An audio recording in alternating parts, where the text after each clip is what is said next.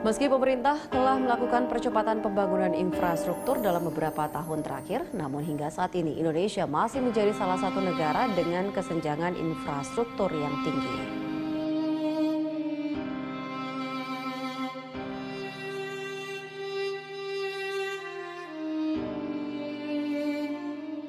Ketimpangan ekonomi yang terus meningkat menjadi permasalahan penting yang memengaruhi pertumbuhan ekonomi nasional. Kini Indonesia menempati peringkat keempat di dunia dalam hal ketimpangan ekonomi. Ketimpangan ekonomi diantaranya disebabkan pengembangan kualitas sumber daya manusia yang tidak merata di setiap daerah.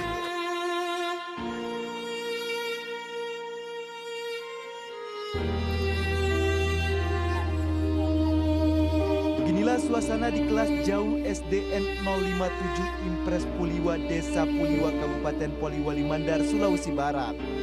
Setiap pagi sebelum sekolah dimulai, warga harus memindahkan buah coklat dari dalam kelas lantaran bangunan yang berdiri di atas lahan pinjam warga ini juga dipakai sebagai gudang.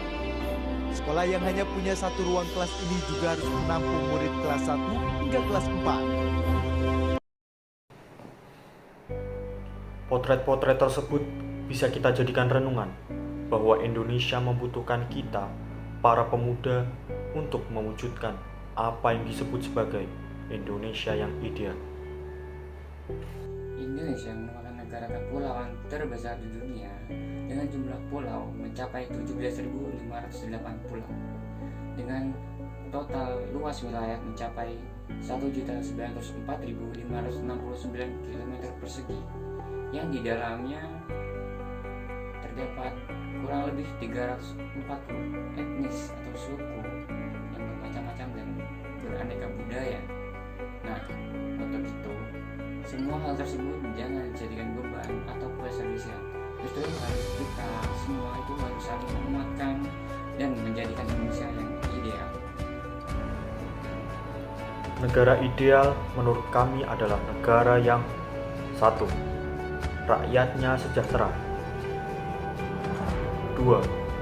Memiliki infrastruktur yang memadai dan merata di seluruh daerah di Indonesia. 3. Menghargai sesama dan menerima perbedaan, saling hidup rukun dan damai. 4. Kemudahan untuk dapat memperoleh pendidikan yang layak bagi seluruh rakyat Indonesia.